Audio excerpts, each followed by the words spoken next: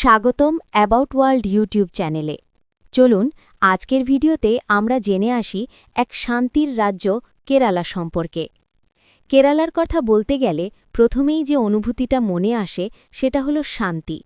ভারতের দক্ষিণ পশ্চিম প্রান্তে আরব সাগরের নীল জলের পাশে লম্বা সবুজ এক ভূখণ্ড যেন চুপচাপ দাঁড়িয়ে আছে। একদিকে সাগরের ঢেউ, অন্যদিকে পশ্চিমঘাট পর্বতমালার ছায়া, মাঝখানে নারকেল গাছ, নদী, খাল আর অজস্র জলাভূমি। এই জায়গাটা এমনভাবে গড়ে উঠেছে যেন প্রকৃতি এখানে একটু বেশি সময় নিয়ে কাজ করেছে, খুব যত্ন করে, খুব ধীরে ধীরে।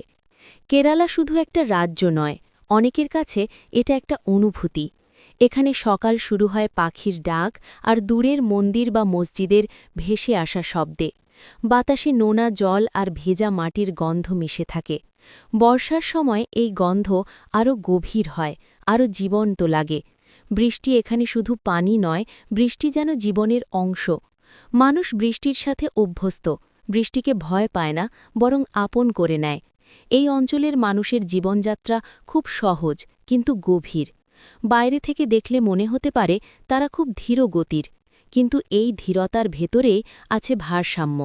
সকালে অনেকে নদীর ধারে বা সমুদ্রের কাছে হাঁটতে যায়, কেউ মাছ ধরতে বের হয়, কেউ আবার ছোট নৌকায় করে পণ্য আনা নেওয়া করে। বাড়ির উঠোনে নারকেল শুকানো, কালাপাতায় খাবার সাজানো, সন্ধ্যায় পরিবারের সবাই মিলে বসে গল্প করা, এসব দৃশ্য এখানে খুব স্বাভাবিক। কেরালার মানুষ শিক্ষাকে খুব গুরুত্ব দেয়।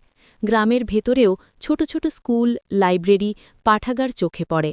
বই পড়ার অভ্যেস, খবরের কাগজ নিয়ে আলোচনা, সামাজিক বিষয় নিয়ে তর্ক-বিতর্ক, এসব যেন দৈনন্দিন জীবনের অংশ। এখানকার মানুষ কথা বলতে ভালোবাসে, ভাবতে ভালোবাসে, প্রশ্ন করতে ভালোবাসে।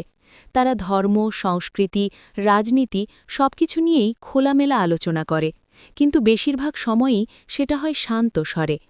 কেরালা ধর্মীয় দিক থেকেও খুব বৈচিত্র্যময়। এখানে মন্দির, মসজিদ, গির্জা পাশাপাশি দাঁড়িয়ে থাকে, আর মানুষও পাশাপাশি বসবাস করে। উৎসবের সময় এই বৈচিত্র্য আরও স্পষ্ট হয়। কোথাও মন্দিরের সামনে বিশাল হাতির শোভাযাত্রা, কোথাও গির্জায় প্রার্থনার গান, কোথাও আবার মসজিদে আলোর সাজ। কিন্তু এই সবের মধ্যে সংঘর্ষ নয়, বরং একটা অদ্ভুত মিল খুঁজে পাওয়া যায়। কেরালার সৌন্দর্য শুধু পাহাড় আর সমুদ্রেই সীমাবদ্ধ নয়। এখানকার নদী আর ব্যাকওয়াটার যেন এক একটা জীবন্ত গল্প। শান্ত জল, চারপাশে সবুজ গাছপালা, মাঝখানে ধীরে চলা নৌকা, এই দৃশ্য দেখলে সময় থেমে গেছে বলে মনে হয়। অনেক মানুষ এই জলপথে দিনের পর দিন কাটিয়ে দেয়। ভাসমান ঘরে ঘুমায়, সকালে ঘুম ভাঙে জলের উপর পড়া রোদের ঝিলিকে। খাবারের কথা না বললে কেরালার গল্প অসম্পূর্ণ থেকে যায়। এখানকার খাবারে নারকেল একটা বড় ভূমিকা রাখে। ভাত, মাছ, সবজি, ঝাল মশলা আর নারকেলের মিশ্রণে তৈরি খাবার খুব সাধারণ কিন্তু স্বাদে ভরপুর। কালাপাতায় খাবার পরিবেশন করা এখানে শুধু রীতি নয়, এটা একটা সংস্কৃতি। খাবার খাওয়ার সময় মানুষ খুব তাড়াহুড়ো করে না, ধীরে ধীরে প্রতিটা স্বাদ উপভোগ করে। কেরালার গ্রামগুলোতে হাঁটলে মনে হয় প্রকৃতি আর মানুষ আলাদা কিছু নয়। বাড়িগুলো খুব বড় না হলেও চারপাশে খোলা জায়গা, গাছ, পুকুর থাকে। বিকেলে বাচ্চারা খেলা করে, বড়রা বারান্দায় বসে চা খায়, দূরে কোথাও থেকে ভেসে আসে গান বা গল্পের শব্দ। এই সাধারণ দৃশ্যগুলোর মধ্যেই কেরালার আসল সৌন্দর্য লুকিয়ে আছে। শহরগুলো তুলনামূলক আধুনিক হলেও সেখানেও একটা শান্ত ছন্দ আছে। বড় বড় বিল্ডিংয়ের ফাঁকে ফাঁকে সবুজ গাছ, ব্যস্ত রাস্তার মাঝেও কোথাও না কোথাও একটা জলাশয়। মানুষ এখানে কাজ করে, তাড়াহুড়ো করে, কিন্তু দিনের শেষে তারা আবার প্রকৃতির কাছেই ফিরে যেতে চায়। কেরালা এমন একটা জায়গা যেখানে সৌন্দর্য জোরে চিৎকার করে না, ধীরে ধীরে নিজের অস্তিত্ব জানান দেয়।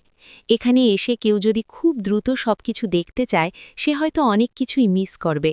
কেরালাকে বুঝতে হলে ধৈর্য লাগে, সময় লাগে, মন খুলে তাকানোর দরকার হয়। এই জায়গাটা মানুষের ভেতরে একটা নরম অনুভূতি জাগিয়ে তোলে, জীবনকে একটু সহজভাবে দেখার সাহস দেয়। তাই কেরালা শুধু চোখে দেখার নয়, অনুভব করার জায়গা। ধন্যবাদ সময় নিয়ে ভিডিওটি দেখার জন্য। ভিডিওটি ভালো লাগলে অবশ্যই লাইক, কমেন্ট, শেয়ার, সাবস্ক্রাইব করবেন।